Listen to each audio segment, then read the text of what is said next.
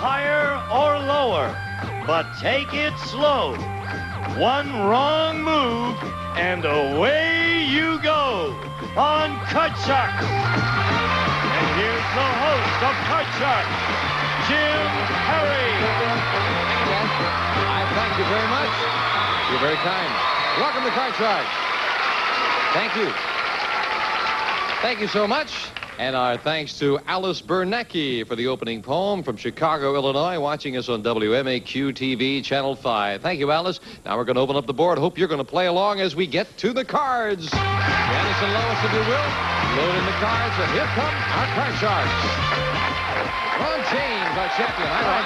Good to see you again. Good to be back. And again, a little reminder about yourself, if you will, sir. My name's Ron James. I was born and raised in Central South Carolina. I attended Clemson University, where I studied pre-med and nuclear engineering, which prepared me for the work I do today. I'm a horse trainer in San Diego, California. I train Arabian horses. Now, we didn't talk about the horse training. How long does it take to really get a well-trained horse, if you start with a raw horse? I would say to get a horse in a show ring, it's going to take a minimum of 6 months. More likely 9 months to a year. Yeah, you got to give Gene Wood some help there, too, because I know Gene and his youngsters are all into the horses as well there. Okay, good to have you back here, Ron, and we welcome once again our challenger, Dorothy Campbell. Hi, Dorothy. And again, won't you tell us about you? Hi, I'm Dorothy Campbell. I'm from Rialto, California. I work for a very large department store chain. I owe everything to money, including the fact that I met my husband there, who is now with the Sheriff's Department.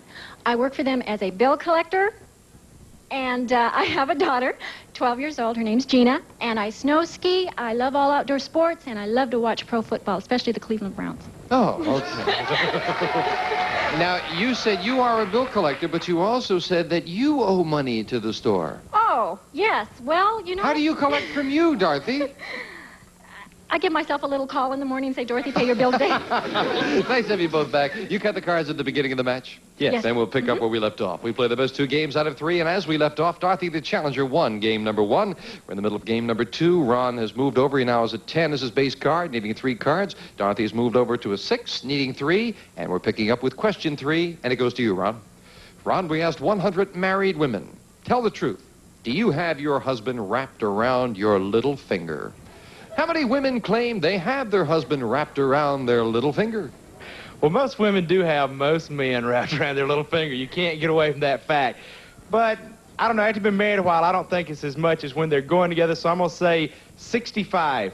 Just 65, huh? 65 out of 100 say, yeah, they've got the husband wrapped around the little finger. What do you think, Dorothy? I think if a man's smart, he's going to let the woman believe that he has him wrapped around her little finger. Well, we asked the women. We asked married women. Right. I know, but the woman's thinking, yes, I do, and the man's saying, ha, ha, ha. I'd say the number is lower. Okay. All right. If it's lower, Dorothy, you'll play your cards. If not, Ron plays his. The actual number of women who have their husband wrapped around their little finger is 26. Dorothy is right. It is lower. And Dorothy has a 6. You win the question. You can change it. A 3. Good change. Higher! Higher! Higher than a 3, a jack. Lower than the jack, a 7. We move over to 3 and 4, protecting that position. You had a sudden jump there, Dorothy. What went on? Question to you, Dorothy, and it is sudden death. This is the 4th and final question. And, Dorothy, we asked 100 child psychiatrists. Generally speaking, are babies born with individual personalities that parents cannot really change? How many child psychiatrists said babies are born with personalities that cannot be changed? Fascinating question. I think that number is pretty low. I have one child, and as a baby, she did have somewhat of a personality, but she developed it. It wasn't a matter of she came out and this was the kid. I'd say the number's pretty low, about 20. Dorothy says 20 out of 100 psychiatrists say that babies are born with personalities that cannot be changed, Ron. I don't think there's even 20 that would say that, because I think that the personality is something you develop by your environment. So I'm going to say lower. You say lower than that? Yes. Interesting. It'd be interesting to know the thinking of the child psychiatrist here, as Dorothy says 20 and Ron says lower. The actual number of child psychiatrists who said babies are born with personalities that cannot be changed is 45. Not lower. Almost half of them. Fascinating. Dorothy, it is sudden death. You have a 7. You need 1 card. Ron is a 10. He needs 3. You've got control. Play it or pass it. I'm going to pass it. You're going to pass it. Ron, if you can turn them all over, you win the game and tie up the match. But if you make one mistake, we have a new champion with a 10. What's this? I'm going with odds lower. Lower than a 10. No, it's not. We have a new champion. Dorothy wins it in sudden death. Well, Ron, you leave me us with a couple of $100, and good luck with your horse training. It sounds fascinating. Thank you. Thank you, Ron. Ron James. Dorothy Campbell, come on down here. Well, maybe we can help you pay off some of the bills now, right? I hope so. Dorothy is $200 for winning the match. She goes for a lot more with the money cards right after this. Back with our new champion, Dorothy Campbell. She's shaking a little bit. Well, get a chance for the big money now. Are you ready? Oh, yes. Good. Let's get to it. Come on, Dorothy. I'm on up. And here we go. As with the money cards, we give you $200 of new money on the bottom line and 3 cards to bet as you will. Move up to the second level. We add another $200 of betting money, 3 more cards, minimum bets $50, till you get to the top card, the big bet. There you must risk at least half the money. Good luck, Dorothy. And here's $200. And you can change that base card if you need to on each of the 3 levels. And Lois, let's see if we can start her off with a goodie. 200 and a 9. Change the card. Change the You can card. only change it once. You must play this one. Well, 6, a little better. $50 lower. Lower. Lower. The 8 is the middle card. This is way against the odds. You're going against the odds. Okay. She has a feeling. $50 lower. It is lower. Great instincts. Higher. $250 higher than a 2. A 6. Very nicely done. $100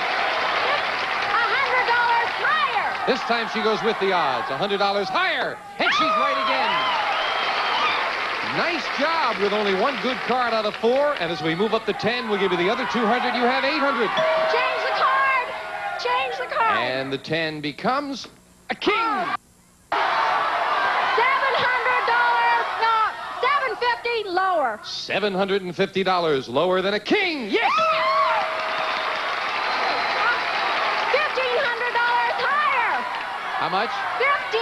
15. $1,500 higher than a 3. Yes! $3,050 and still 2 to go. 3,000 higher. Ooh, you're taking a chance on the 4. I hope you're right. A big bet. $3,000 higher. No. Somehow we didn't see that many like that. Oh, well, up goes the 3. You got to bet the 50, Dorothy. Come on, let's get 100 out of it. All right, for $100 higher. Yes! Big deal for $100. Oh, it scared me when you went on that 4 that high. It really did. Oh, what can I say? Yeah. I won and then I lost.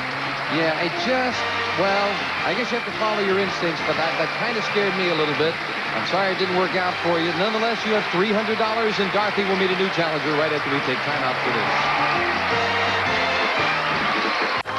Okay, Dorothy, Janice is dealing out 2 brand new decks of cards, and here comes a new challenger on Card Sharks.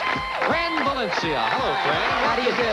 I'm fine, and won't you tell us something about yourself? Well, my name is Fran Valencia. I was born and raised in Los Angeles, but I recently moved to Apple Valley, which, contrary to belief, is on the map. I am a paralegal, and I'm not working right now because I've got a little special case going, and I'm expecting a verdict in March. Oh, good. You've been around the law too long there, Fran. Why would anyone think the Apple Valley is not on the map? Because most people say, where is Apple Valley? And then you have to start saying, well, do you know where so-and-so? And nobody knows where it is, unless they go to Vegas. Oh, I see. But it is there, huh, Fran? Oh, it's there. Roy Rogers will attest to that. And the stuffed horse is there, too? Yes, well, they don't have him out anymore, but they've got a big plastic one instead.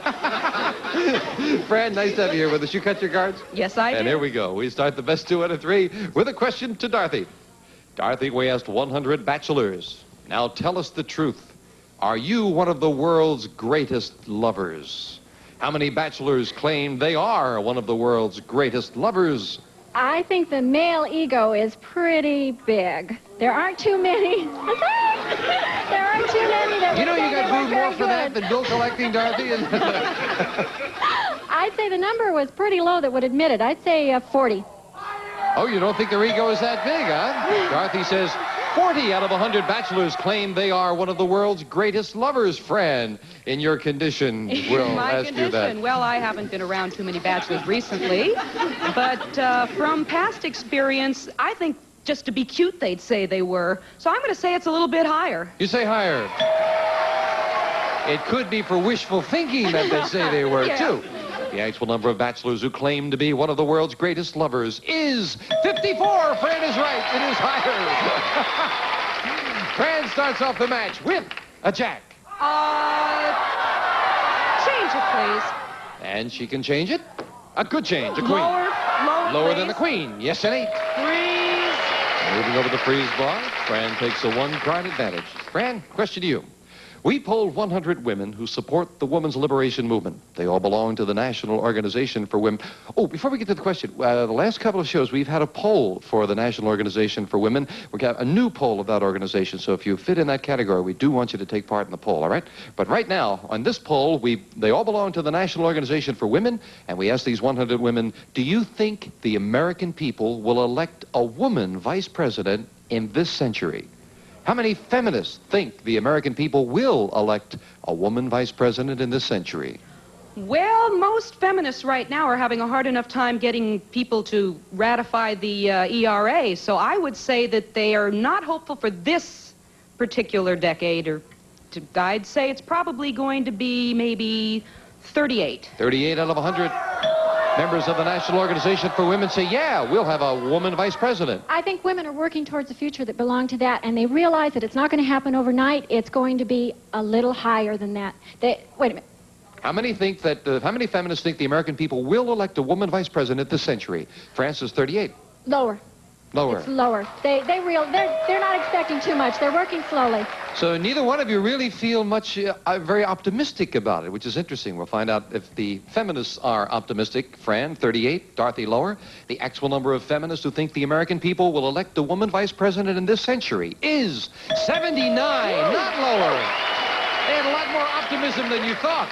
And Fran, you have an 8. I won't argue with them. I'd like to change that card, please. And the 8 becomes a 10. Lower than the 10. Lower than the 10. No, an 8 is not lower. There's a break for Dorothy and a free chance at a 3. Higher! Higher than the 3, a 7. Please. Janice will fill in the space. And this question to you, Dorothy. Dorothy, we asked 100 married men. Could you pick your wife out of a line of women if all you could see were her bare feet? How many men could pick their wife out of a line of women if all they could see were her bare feet? My husband better, he's going to get kicked. I'd say there were, after you've been married a while, from head to toe already, I'd say a large percentage. I'd say 55. 55 out of 100 say, yeah, they could recognize their wife Well, from her I feet. don't think if my toenails weren't painted, I don't think my husband would even recognize my feet, so I could fake them out. I think it's going to be lower. You say lower. What color do you usually paint them that he remembers? Well, it changes from week to week. Oh, I see, yes. I'm a very colorful person. Yes, if you use 10 different colors, you'll know. That's Fran, I can see, knows right? me. Oh, yes. 55 for Dorothy, lower for Fran. The actual number of men who could pick their wife out of a line of barefooted women is 56, not lower. Dorothy by 1, very close to being right on. You've got a Change 7. that card, please. Now she can take the 7, a 5. Higher. Higher than a 5, a queen. Lower. Lower than a queen, a 6.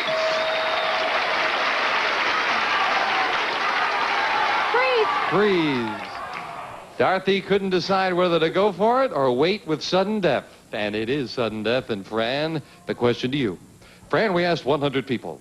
Should a person have the right, fascinating question, 100 people, should a person have the right to refuse medical treatment that will save his life just because he doesn't want it?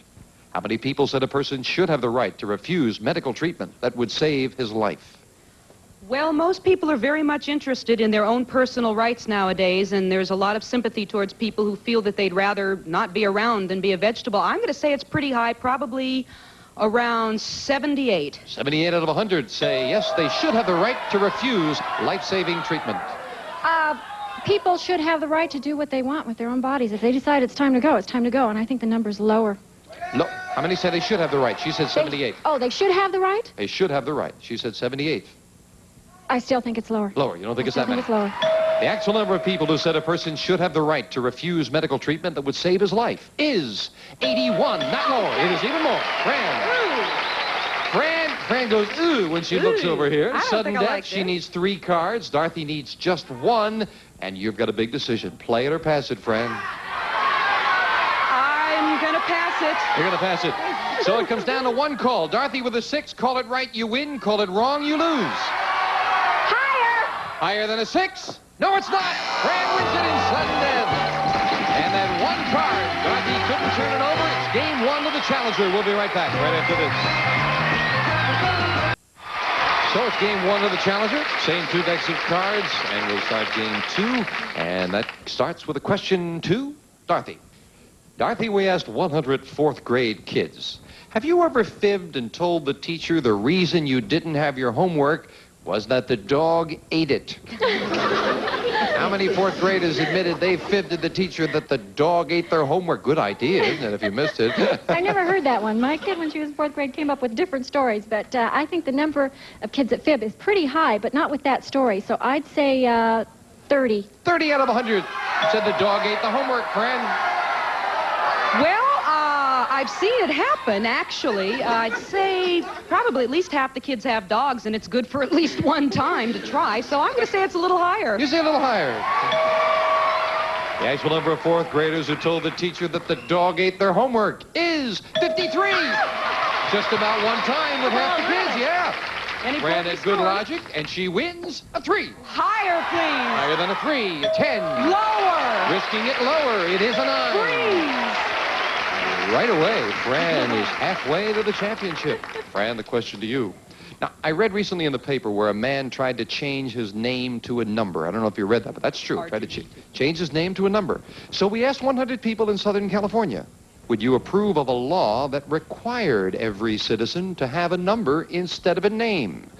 How many Californians would approve of a law requiring people to have numbers instead of names? I only hear people complaining about numbers, Social Security numbers, checking account numbers. I think that's going to be awfully low. I'm going to say 5. 5. 5 out of 100. Dorothy? Would you repeat that? Just Yes. How many Californians would approve of a law requiring people to have numbers instead of names? She said 5. numbers instead of names. It'd be a very dreary world. That number's got to be very, very low. And she picked a good number, but I'd say I like it. Lower. Even lower than that. I was just thinking, if they had such a law and a pretty girl went by, you could say, there goes number 9673, and she's got a figure, Sylvia Alice Gertrude. Francis 5. Dorothy says lower. The actual number of Californians who would approve of a law requiring people to have numbers instead of names is 13, not lower. Please 13. change that 9. 13 people with the weirdest names. You got, Fran, you got a 9.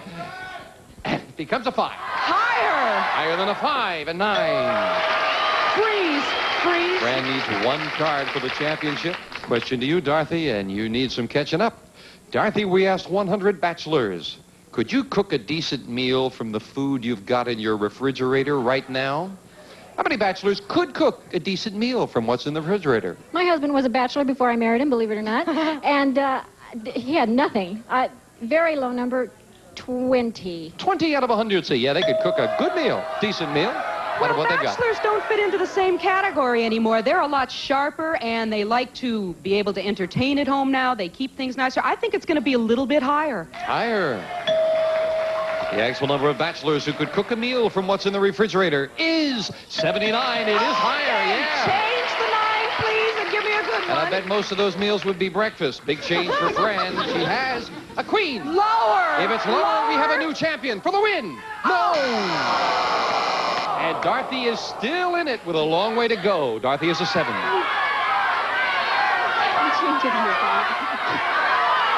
Higher. Higher than a 7. No, it's not higher. Dorothy was thinking about going lower, and once again, we face sudden death. The question to you, Fran. Fran, we asked 100 married women in Japan. Did you live with your parents right up until you were married? How many Japanese women lived with their parents until they were married? Quickly now. I think that it's going to be a high number. In Japan, you just can't afford to go out and live on your own. I'd say it's going to be 87. 87. Higher or lower, Dorothy? Okay, listen, they're old folks and they live at home. Age 87, just a little lower. Lower. The actual number of Japanese women who lived with their parents until they were married is 67. Dorothy, it is lower.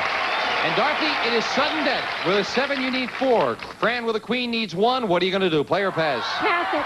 Fran, one I've call. got to say lower than the queen. If it's lower, we have a new champion. Is it? Yes, it is. Fran wins it. I thought you might try to play that that one yourself, Dorothy, even with the 4 cards. Thank you for joining us. Thank you for being here. Dorothy Campbell, Fran Valencia, our new champion. Congratulations. Very, very much. We'll be right back with Fran right after this. Our new champion goes for the big money on our next Car Sharks. Bye-bye. A representative of the studio audience will receive Oneida Silversmith's gift certificate, allowing you to select your own showplace gifts for entertaining and gift-giving needs, including your choice of luxurious stainless flatware and silver-plated hollowware furnished by Oneida. And some of our contestants will receive St. Mary's automatic blanket with new silent Quadratech solid-state control, automatically pre-warms your bed and keeps you comfy all night.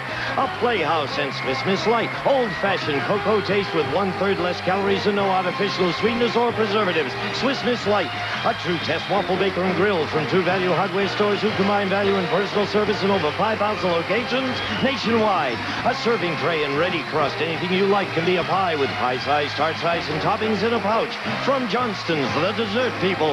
A set of glasses, and if you love Wendy's old-fashioned hamburgers, wait till you taste our chili. Chili with more meat than beans, seasoned just right at Wendy's. This Christmas, Game Show Network has a secret.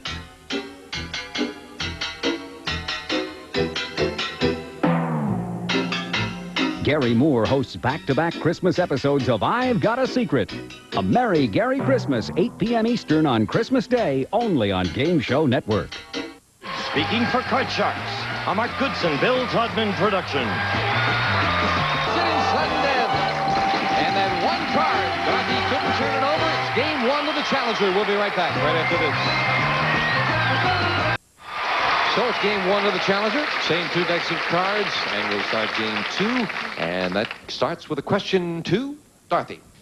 Dorothy, we asked 100 4th grade kids, have you ever fibbed and told the teacher the reason you didn't